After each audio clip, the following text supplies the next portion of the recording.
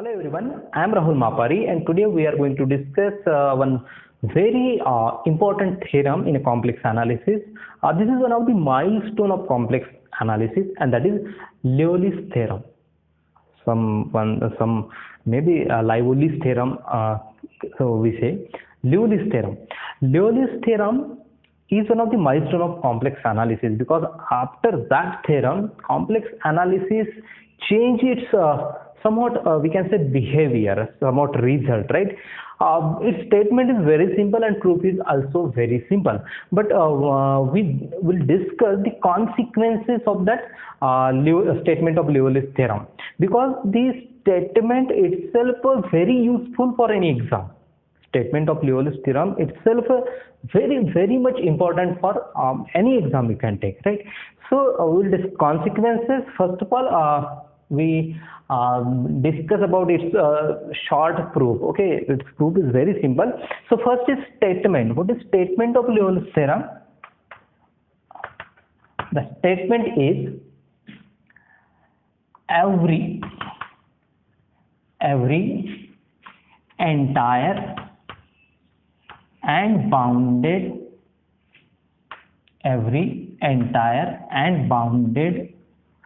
function f of z is constant. So there are only three keywords in the statement, that entire, bounded and constant. So you can say entire plus bounded is constant function. So in short, I write entire plus bounded gives constant function f of z. Okay. And now see, when we use entire function concept, so for the proof of that Liouvilles theorem, we use the concept of entireness of that f of z.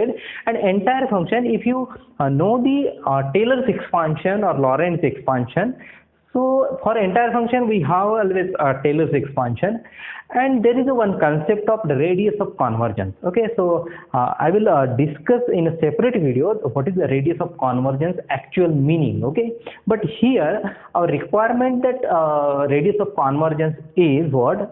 Just try to understand, if function is entire, then its radius of convergence we can make as big as possible, or we can say just the radius of convergence for the entire function having some Taylor's expansion, its radius of convergence is also infinity, tends to infinity.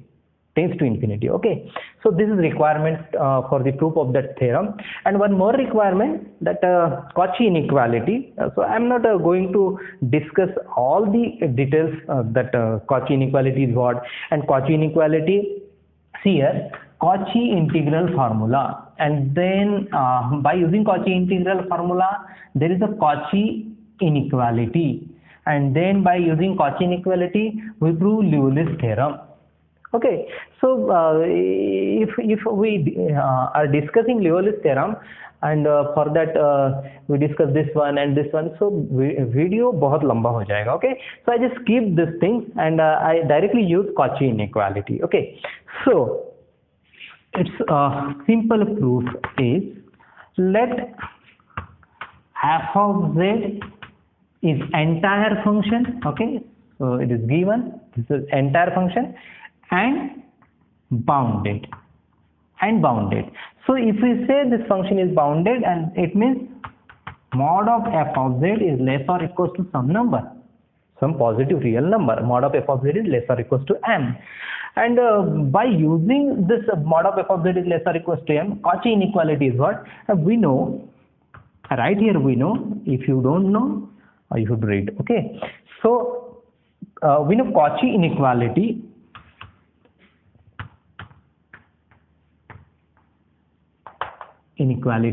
that mod of fn of z, sorry, this is another derivative, right? Mod of fn of z is less or equals to n factorial into m upon r raised to n, where this capital R represents the radius of convergence of that f of z, radius of convergence, or we can say that radius of that circle of convergence. Okay, like this, mod of z minus a equals to r. So this is radius of circle of convergence. Okay, Now this is Cauchy inequality, and now see we use this Cauchy inequality for the particular value of n. This is another derivative. We don't need actually nth derivative. We just take n equals to 1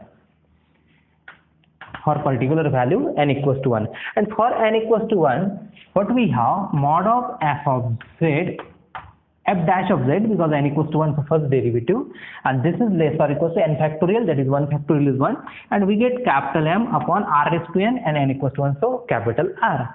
And now as we have discussed that the radius of convergence for entire function, we can make take that radius of convergence tends to infinity, right? So you have to write here as f of z is entire, so we can take r tends to infinity, radius of convergence tends to infinity, right? So this concept I will discuss in special video, right? R tends to infinity, and if we take r tends to infinity, it means what? Mod of f dash of z, this is less or equals to m by r, and r tends to infinity, that means this total quantity tends to 0 and r tends to infinity, right? And that means this is less or equals to m by r, and this tends to 0 as r tends to infinity, and it means what? Mod of f dash of z is less or equals to 0, but here if we observe, this is the mod value, right? Mod of f dash of z, and mod value is less or equals to 0, but we know always mod value is always greater than or equals to 0. It is not less or equals to 0, right? It may be equals to 0 but never less than. So we know mod of f dash of z is always greater than or equals to 0, right? So this is less or equals to 0, and this is greater than or equals to 0. From these two inequalities, we can conclude that mod of f dash of z equals to 0. So can I write here? Yes, mod of f dash of z equals to 0 from these two, right?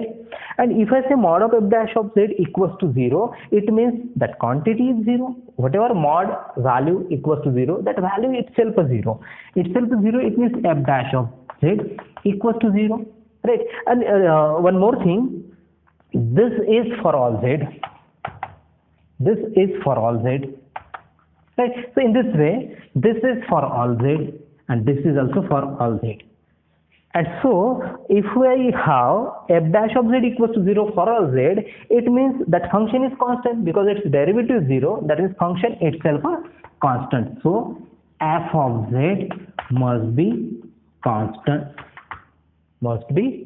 function. So every entire and bounded function f of z is constant. So entire plus bounded is constant. Now we will discuss about its consequences.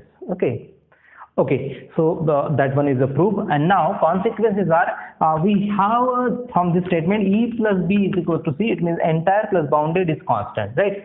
But there are some paper, I have read some question, they have given let f of z be an non-constant entire function. Non-constant, they have mentioned particularly non-constant. It means what? This is the big information actually from the question.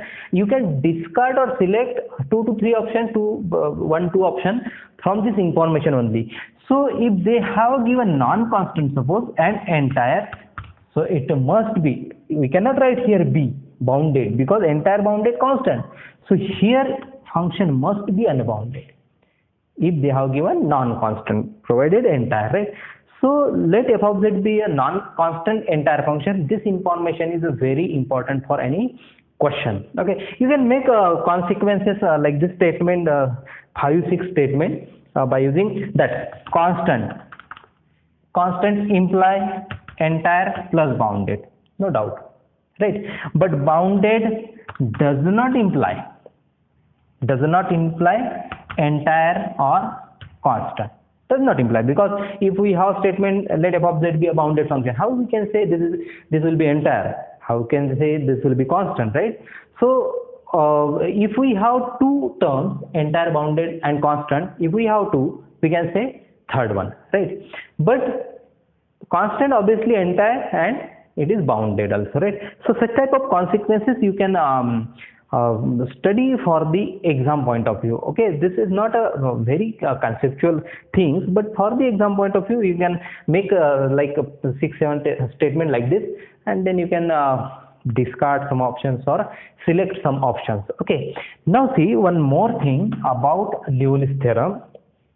After Liouvilles theorem, there are so many results which say f of z is constant. There are so many results. We have discussed already in a previous video, and I have uploaded many questions from CSR NET exam on this Liouvilles theorem.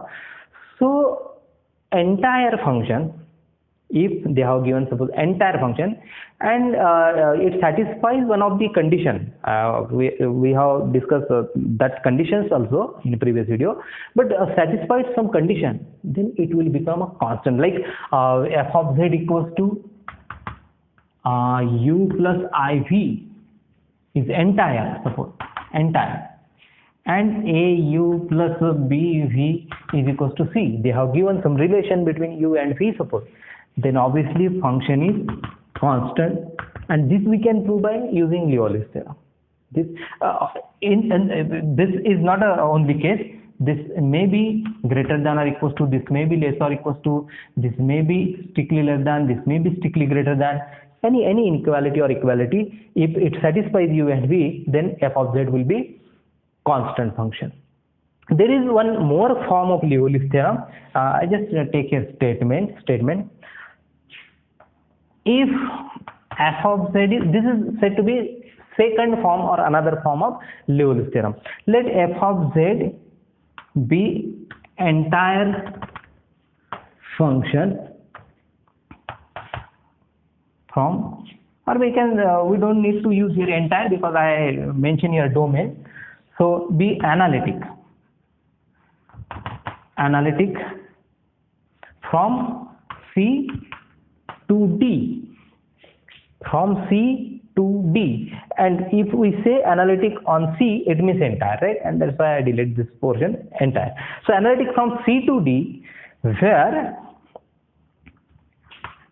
D is bounded region, bounded, I write here bounded, then f of z is constant, then f of z is constant. So this is another form of Liouvilles theorem. See here, they have given f from C to D, and where D is bounded. So it means no entire function, here there is no entire function from on the bounded domain D which is non-constant. It means it is constant. So you have to observe codomain also, right? If there is a domain C and they say analytic, just observe the codomain. If codomain is bounded, then obviously f of z is constant function. So this is another form. Okay, there is one more, that extension of Liouvilles theorem we will discuss in next video, because that extension theorem takes a lot of time. Okay, so this is about Liouvilles theorem. So thank you for watching this video. Thank you very much.